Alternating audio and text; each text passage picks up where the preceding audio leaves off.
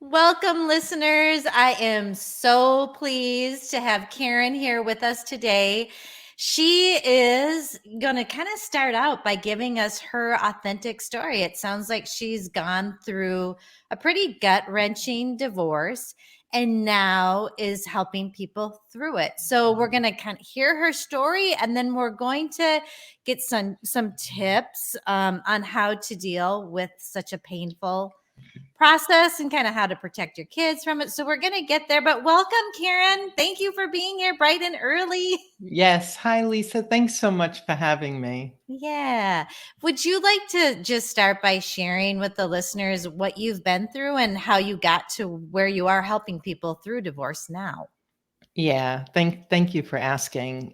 For those listening, I feel like I experienced almost every aspect of pain that one could experience going through divorce. And so my story in a nutshell is I married late. I didn't marry until I was 34, so I really thought I knew what I was doing. But with two young children in diapers, it became clear that there was just so much conflict. And I became a raging individual. I looked a lot like my rageaholic mom, who was married to an alcoholic dad. And I looked in the mirror one day after having a horrible fight, and I just thought, I've lost myself, and I don't like myself. And that was the beginning of a journey of self-development, finding a therapist, going back, trying marriage counseling.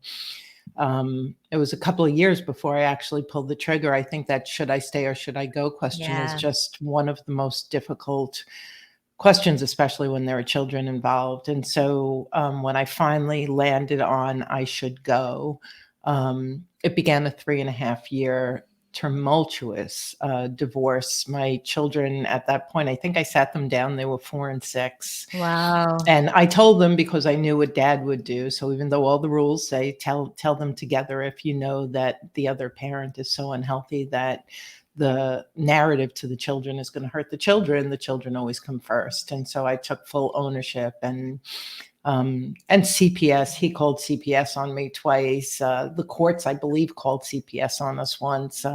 So the kids were brought into the principal's room to talk to strangers. My kids were in therapy. I was in therapy. Excuse me. The police came to the door a couple of times because I was afraid. I moved out of the master bedroom and into the attic, which was 100 degrees all year round, and bought my kids walkie-talkies so that they would have some way of accessing me. I was in sales. I was billing over $1 million. I lost all of my sales. I had to pay back a draw. I mean, it was like every single front. We had a huge financial our finances. My ex-husband believed in debt spending. He was like, we're deficit spending just like the rest of the country. So we were tens of thousands, if not hundreds of thousands of dollars in debt. So there was a lot of emotional and verbal abuse.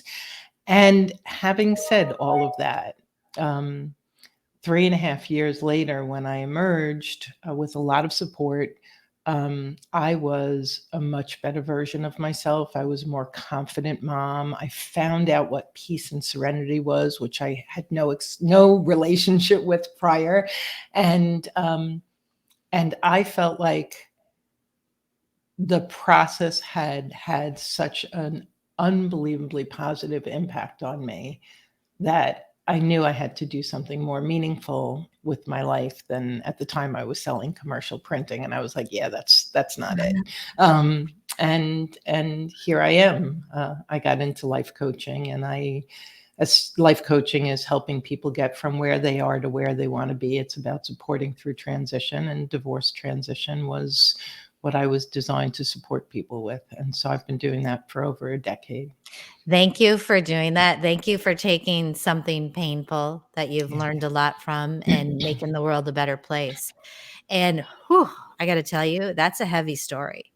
That's a divorce story that kind of touches on everything. I mean, it must have been scary to think about going on your own with the finances, and you've got the kids in play and the verbal. You had the grand tsunami. It sounds like of a Yeah. And even horrible. Even though I was a working mom, and I totally have such a tender heart for parents, mostly moms, right? But parents who choose to stay home and then have to go back into the workforce. So I at least knew I had a skill set. I had the confidence of being a professional, but I was also in sales and 100% commissioned. And Yeah. I was when I left, I was penniless. I left $60,000 in debt, and with all my Wow. commissions gone. And talk about a faith walk. My mom helped me pay for the first for the place that I found for me and my kids, and I had no idea how I was going to pay the following month's rent, and I just had to believe, and that was and it was not a cakewalk, No. but I tell you, at the end of every month, God pieced together the money for me to live and to feed my kids until we That's started breathing a amazing. little bit easier. Okay, so can I ask? I have a couple, all kinds of questions popping up, but did you go into coaching right away? Like, is that what your job was right away when you had that new house, or was it something that evolved? Yeah. Great question. When I got into the new house, I was selling commercial printing. I was very good at what Okay, I did. It was a dying industry. And I remember months and months of sitting every morning. I sit and pray in the morning and just crying to God, like there has to be something more important that you've created me for. And I knew my older and younger sister were living their passion. They're both artists, and my girlfriend was a dancer, and I like knew all these people living their passion. And here yes. I had gone through this like enormous transformation, and I was selling ink on paper, and I was like, nope, it's not working.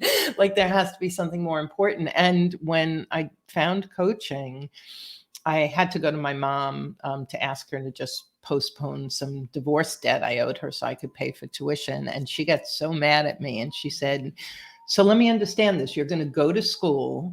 You're going to spend, it was about 10 grand. You're going to be certified, and who's going to hire you?" And I said, "Nobody's going to hire me, Mom. The only thing I can do is start my own business." And Right. she was like, "You are being so irresponsible. That is just," and she forgave, because I just knew I had done so much prayer and meditation. I had such peace, and doors kept opening. And I said, I know you don't believe me or believe in me, but I believe in me enough for both of us. So I'm doing it. And it Mm. was, and really going into my career, well, one should not go in with this kind of a slightly negative perspective. My perspective was failure is not an option. If I Uh, am going to keep these kids yeah. alive, and if I am going to survive as a single parent, failure is not an option. And I just, but doors kept opening. It was like there, I had stepped into the flow of what I was designed to do, because while it was hard, there was a flow, this like really unique That's and amazing miraculous. flow. And that's how people talk about the transformation. I mean, you have to go through crap to have a great Ah, transformation. So that's amazing. yeah, Can I ask another quick question about your story?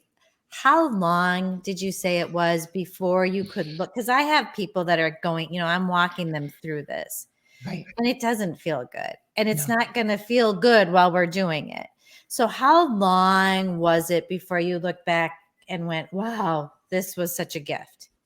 Like, how many years would you say? Or, you know what I mean? Oh, for me, when I emerged, as hard as my circumstances were, when I emerged, I went into a 12-step program, which was a huge, I mean, getting support, being in some kind of a support community with people who are keeping the focus on themselves. Um, when I emerged from those years, right when I didn't know how I was going to pay my bills, I knew it was a blessing. I knew that this, what do you call it, like fire of refinement, Yeah. this catalyst, had made such a big difference in my life, that it was for good. I knew it was for good, even though I didn't know what tomorrow would bring. Right. Yeah, Oh, I love that. That's amazing. yeah. Okay. So now, Karen, you're living your life. You're a coach. You've got this big business. You're helping people through it. So Are you usually working with people during their divorce, after their divorce, before, or the whole gamut? Yeah. All of the All the above. above. Yeah, I would say at one point I was kind of tracking it, and it was like a third, a third, and a third. Okay. So we definitely get people in the should I end or should I mend stage, Okay. which Yeah. is beautiful. Yeah. And the few people that I've actually helped to mend, it's just been an enormous I blessing. love that. And what I say to people in those stages, if you're listening and you're in the should I stay or should I go, if you invest in coaching and therapy, in focusing on yourself, and you try and mend, because this is the person who knows your buttons and your triggers. This Yeah. is the person that you could do the most work with, assuming that you're not in physical danger. Stay and refine yourself and heal yourself. And in the effort to end, if you mend, you'll be in the effort to mend. If you end up ending the relationship, you'll be further down the road, and it will all be for good. I love that. And it kind of plays on being patient, Yeah, you know? yeah. You Yeah, don't, none of this happens quickly or easily. yeah. And a lot of people are like, why does this keep happening to me? It's like when we face the same trial and tribulation in relationship or otherwise over and over again, it's because we have not yet learned our lesson or healed our wounds. Amen. And Yeah. I want the people that I work with not to be back doing this again. Exactly. Like Yeah. our deepest desire at Journey Beyond Divorce is, while we may not impact first marriage divorce rates, we want to help lower second and third, like Yep. completely, because Yes. we want people to, if you focus on your spouse as the problem, you will leave thinking you left the problem behind. You will meet a new person, the same person in a different body. You will rinse and repeat, and you Yep. will be Until listening to you this learn. podcast again. Yeah. Yeah. So mend yourself. I love that. Okay. So now I have some questions now that I've gotten to know you a little bit better, which is truly a pleasure. It's honestly, I love your story, and I'm so thankful that you're here today, because I think it's going to be very, very helpful to me as a mediator and all my listeners. So Thank you. tell me, how can people who are going through the pain of divorce make it something valuable? And I think you kind of hit on that by saying mend yourself. Yeah. Well, we can use pain to fuel possibility. We can take the pain. And I think so many of us have been raised where if I'm hurt, the causal point of that hurt is external to me. It is my circumstance or the person who's hurting Yeah. me.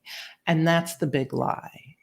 While circumstances can be difficult and people can be hurtful, when we're triggered, when we're hurt, when we're reactive, the opportunity, the gift is to go in and to understand what's the wound, what's the shortcoming, what's the character flaw, what is going on in me. Because, like, I just lived my life and I've raised my kids to believe that our goal on this earth is to end our life the best version of ourselves that we can be. And so every trial and tribulation and difficulty is really there as a gift for us to go inside and to do that inner work and to become, like my podcast, the tagline is be calm, clear, and confident. Mm-hmm. It's to get to a place where we have full agency over ourselves, where we're not frothing at the mouth as I was for Right. many years, where we're not throwing emotional grenades across the room and blaming and accusing, but rather slowing down, getting quiet, going in, healing, having the support we need, and becoming the best version of ourselves. Well, and that kind of brings me to another question I had down the line, is how you talk about like staying present in the moment. Mm, And sometimes that's really hard to do when it's a really hard moment. yeah. People don't want to feel those feelings. And I always tell people, and my experts who have been on, they're not going to kill you. It's going to be helpful if you can sit. And then can you talk on that a little, because it's so chaotic and hard. Yeah. How does just staying present, how does that help you? Well, one of the things that we tend to do is fret what happened in the past and worry about what's going to happen in the future. Yeah. We have no control. We have no agency. The past is no longer real. It's not here today. We can't do anything about it. All of those worries about the future, most of them are never going to happen. And so what we do is we expend all of this emotional and mental energy in time traveling where we have no control. There is so many big decisions. There's so many important things happening legally, financially, with your children in the here and now. When you're present and you stay present, all of that energy can be funneled where it's most needed. And so that's on the how effective we can be. The other part of it is we have to grieve. And we're in a society where it's like, pull yourself up by your bootstraps, have a thick, a tough upper lip. And the truth is, if you had a tea kettle without any way for that steam to come out, the pot would blow up. We need not to numb, not to avoid, not to stuff. We need to feel, release. So if we feel, process, and release, then we're cleansing our heart at the same time. Does it feel shitty? Yeah, it does. It feels really bad. And yet, if you then process it, whether you're journaling or in therapy or coaching or talking to friends, that release, that process and release allows you to cleanse your heart, to heal your heart. And both of those things, being present to be effective and being present to feel and heal, is vital. Yeah, that's very in line with how I kind of coach people through too. So that's helpful. Here's my next question that is really hard. A lot of times when I work with people, not always, but they're generally wanting to work together. What do people do if they want to divorce a better way, do it different? Yeah. But they have this very argumentative ex who is almost seemingly making it impossible to do it a better way. What can you do then? Well, that was my story. I didn't know anything about personality disorders back then. Now I would say that, my ex-husband definitely had a manic way of being. So I wouldn't be surprised if he was on the bipolar spectrum. He was definitely on the narcissistic spectrum. And so I was trying to wrap my rational mind around something that wasn't rational. And Right. and so when I got to the point with a whole lot of help to stop trying to figure him out, to stop trying to get him to understand me, I learned a key thing is not to take the bait. So, Right. so high conflict individuals, they are most comfortable in chaos. Those of us with more ordered minds are more comfortable in calm. And so they're going to try and fuel things. They're going to try to ruffle your feathers. And so every time you take the bait, and you jump in, it's almost like there's a little campfire and you want it to go out, and instead you grab a gallon of gasoline and you start saturating it with gasoline. Who's going to get burned? You're going to get burned.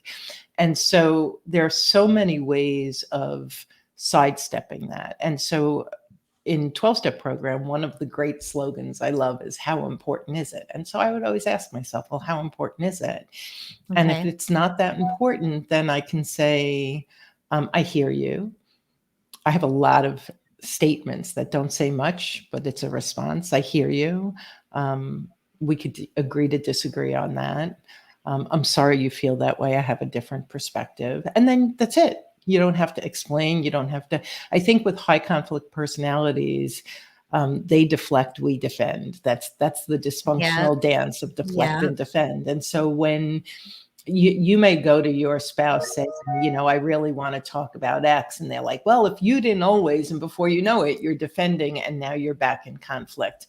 The best way to go through your divorce with grace and dignity, regardless of the other person, is to do that work on yourself and to take that moment before any time you're triggered, right? Like we have a 12-step program. Step 1 is all about curbing the conflict. And the point is you create space.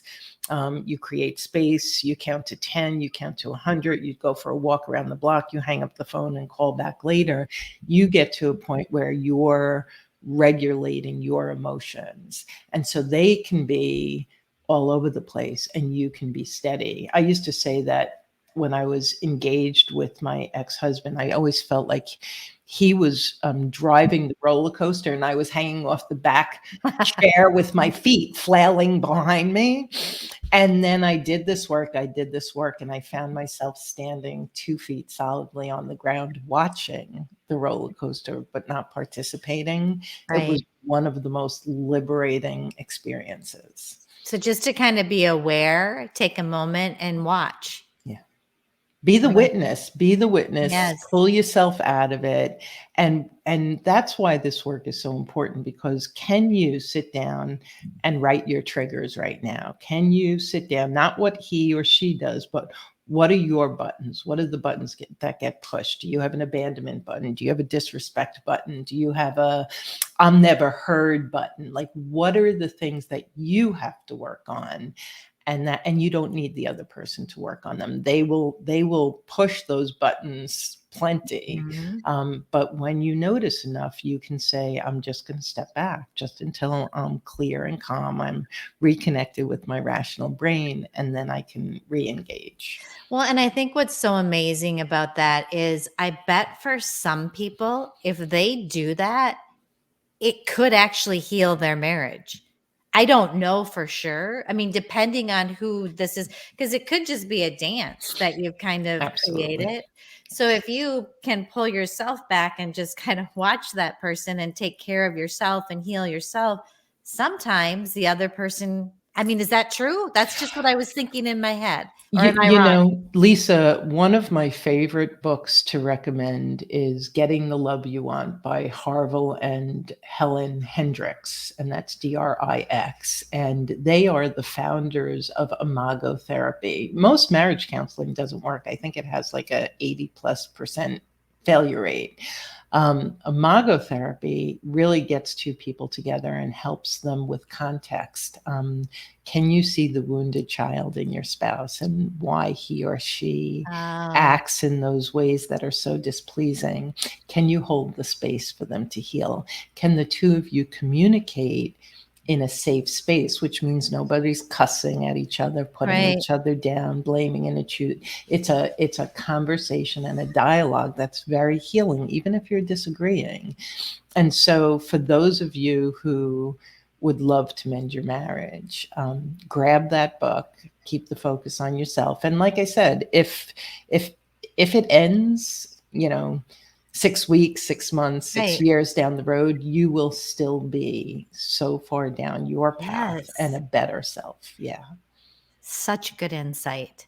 Yeah. The mending yourself. I mean, Yeah. that's and I will put that book in the show notes. Oh, good. Yeah, that I like that. Um, and it kind of sounds like it's having compassion, a little bit of compassion for that other person. It's And sometimes we huge. lose sight of that. And I think I've had experts talk about that compassion, even if they end up leaving and the person doesn't get help, they can still have compassion, Yes. especially when you have children and you're working together, which brings me to the last question. Okay, so you lived in such turmoil through your divorce. How do you keep your kids out of that chaos? And I'm not talking about just little kids. I Yeah. mean, it affects all of them. Yes. Yeah. And actually, so we'll start out by saying whether your children are 10, 20, 30, 40, or 50, they're your children and they are not to be brought into the mix of your problems with your spouse. And so my children were very young. I'm coaching right now a couple of people with adult children between, let's say, 25 and 35. And so the rules are actually the same. And um, one parent, and this was my situation, my ex laid his head on my 6-year-old's lap and cried his eyes out, and mommy's destroying us and breaking our heart, and our life is never going to be the same, and we're all devastated, and mommy's horrible, and like, Yeah. and so I dealt with two very angry children who wanted me to explain the equitable distribution and the custody because they were hearing it from dad. And I had to hold the line and say, I love you, and this is adult information, and I can't share it with you, and it shouldn't be on your shoulders. And but I already know, and you have to tell me. And daddy said X, Y, and Z. And I would try to ease their concern without laying information on them that they weren't capable of processing. It That was had to hard. It be was heartbreaking. hard. It was Yeah. heartbreaking. It was heartbreaking. My son, CPS was involved 3 times. The school social worker said, I've never had a child do this before. My ex-husband told my son that if he talked to these people, they would send daddy to jail and he'd never see him again. And so my son sat there and took the fifth. And every question they asked him, little chubby boy, hands Oh, crossed across his chest, and he just said, I take the fifth, I take the fifth, I take the no. fifth. And my daughter was a little chatty patty, and she was like, well, let me tell you what happened. But I had an amazing social worker at school. She ran a banana splits program. If you have children, a lot of the schools have psychologists and social workers and these programs. So they were in like in group therapy. I mean, there were a lot of silver linings if you Okay, were that's willing to good. look for them. You know, my children are now 23 and 25. Their emotional intelligence, their ability to set boundaries, their ability to articulate their emotions to their loved ones and their boyfriends and girlfriends is so beyond where I was at 40 in their Yeah. 20s. And so there's a lot of gifts. So that's a blessing. Our Yes. children need one healthy parent. It's great if they have two, but if Okay. they have one that stays that line and keeps it child centered and protects them, um, they'll be much better off. All right. And that's all you can do. Yeah. You can't control him or her, the other parent. And they are the other parent. And that's the other thing I will say. If your children are struggling with the other parent, and you don't have a good relationship with them, don't go to the other parent and admonish them or advise them. It's you're talking to the wall. Go to the children and help your children learn how to navigate the personality. How do you feel? What do you need? What would you like to do? Why are you afraid of doing it? How can I support you? Ask questions and help them grow in their understanding of their And I experience. think what you just said is you kind of ask questions and you don't put down the other parent. Not at all. Right. So that's Not at all. important to keep in mind too. You just ask them about how they're feeling and kind of remain neutral. Even and Yeah. that can be hard for people even years after. Yeah. And it took me, when you said the word compassion, when I was going through my divorce, I was spitting angry. I mean, my kids were devastated. I was so mad at this man. And I thought, there is no way in this lifetime I will ever find my way to compassion. And I have such compassion. And it took a long time, and it took a lot of work on forgiveness. Um, but whatever's going on in his brain, he didn't ask for it. Yeah. He didn't sign up for it. And every day I get to wake up being me and not him. And I'm the luckier one, even with everything I went through. And I'm sure that because of that, because of your forgiveness and compassion, your children, that's probably why they're thriving. Yeah. You know, you've done it and you've done it well. And so This has been so insightful, Karen. Again, I just want to thank you for taking time, getting up early. I'm at the barn, so I'm always early feeding the little animals over there. So thank you for joining me early too. But Karen, tell me, for our listeners who want to connect with you, how do they do it? And I will have it in the show notes too, Thank you. for Yeah. sure. But what's a good way to reach you?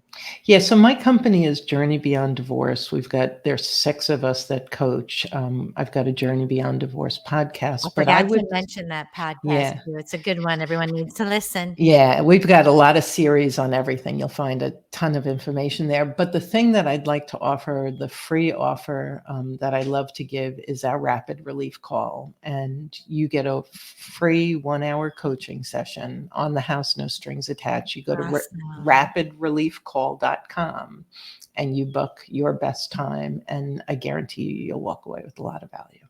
Oh, that's amazing. That's a Yeah. great gift. Yeah. Thank you for that. And listeners, check out Karen, and thank you for being here with us. Take good care. Thanks, Lisa.